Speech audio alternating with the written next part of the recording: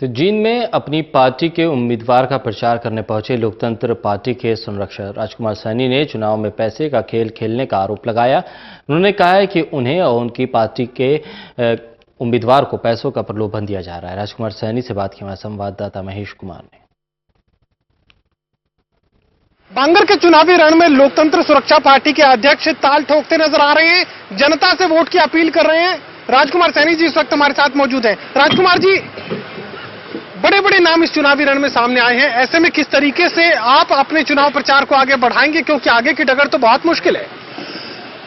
आप सभी को मालूम होना चाहिए कि आज इस जींद के उपचुनाव के अंदर जहां हजारों गाड़ियां बड़ी बड़ी पार्टियों ने यहां मोटे पैसे के साथ चंदा कलेक्ट करके लोगों को खरीदने के मंसूबे पाले जा रहे हैं और राजकुमार सैनी तक अप्रोच बनाई जा रही है, मेरे प्रत्याशी तक भी अप्रोच बनाई जा रही है कि किसी तरह से प्रत्याशी को ही हम किडनैप कर लें, प्रत्याशी को ही खरीद लें या जो है ना मुखिया है पार्टी का उसे खरीद लें।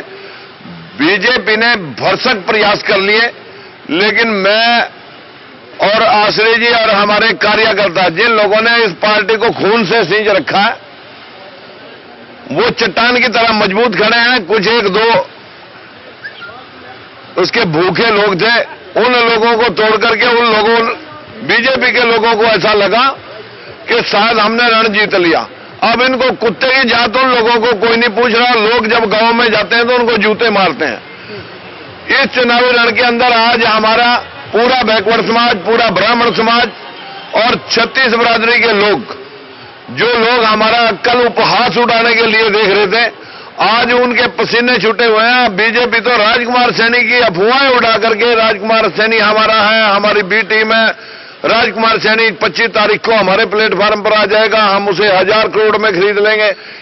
अगर बीजेपी के नेताओं के पास अपनी वोट मांगने की क्षमता क्षीण हो चुकी है तो आ जाए, वो अपनी कारें छोड़ करके हमारे ऑटो में सवार हो जाए और हम ऑटो की सवारी से मंजिल तक ले जाएंगे। सैनी जी, आपके विरोधी दो टूक ये बात कहते हैं कि राजकुमार के पास जातिवाद से अलग कुछ भी नहीं है, सिर्फ जाति की राजनीति वो करने का काम कर रहे हैं।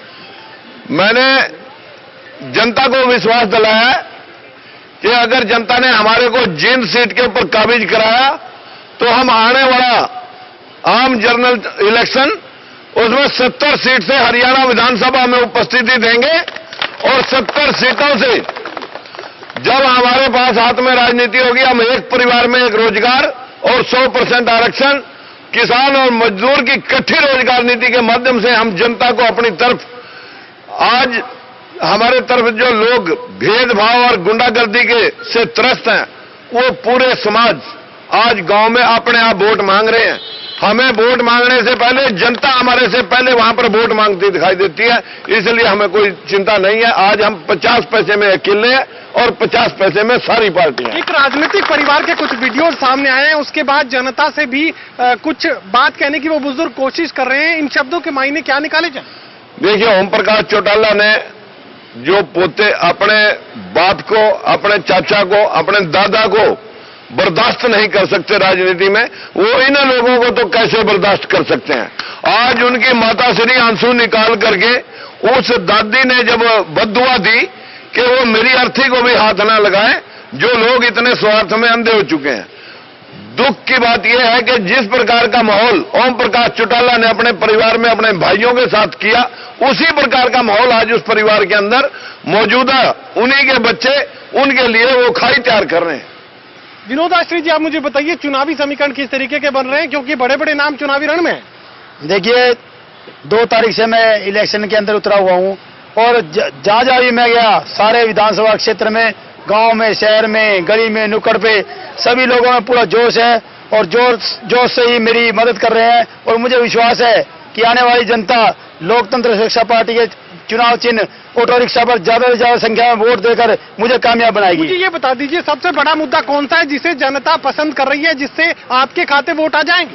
सबसे बड़ा मुद्दा जींद के साथ भेदभाव, असमानता, अन्याय, दादागिरी, गुंडागर्दी के खिलाफ है। यहाँ जितने भी मुख्यमंत्री आए सब ने यहाँ इस जनता का शोषण किया और वोट लेकर चले गए। यहाँ लाखों की भीड़ बेरोजगारों की है, काम धंधा नहीं है, रोजगार नहीं है, दुकानदार बेचारे उनका काम नहीं है, मजदूर शोषित है, गरीब शोषित है, ना कोई उनकी सुनवाई हो रही, बीपीएल कार्ड नहीं बने उनके, मकान भी कच्चे पड़े, गलियां कच्ची पड़ी है।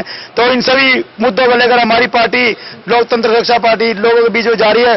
और ये जो सरकार आगे सेमीफाइनल है, ये जब सरकार आएगी तो हमारी पार्टी ही गरीब की पार्टी है, मजदूर की पार्टी है, शोषित की पार्टी है, बेरोजगारों की पार्टी है, तो सबसे पहले उनके लिए काम करेगी। जींद के चुनावी रण में राजकुमार सैनी जोरदार तरीके से अपनी बात रखने की कोशिश कर रहे हैं और ये दावा कर रहे हैं कि हरियाणा की आगे की राजनीति में उनकी एक बड़ी जगह बनने जा रही है। कैमरामैन विशाल के साथ महेश कुमार, टोटल न्यूज, जींद।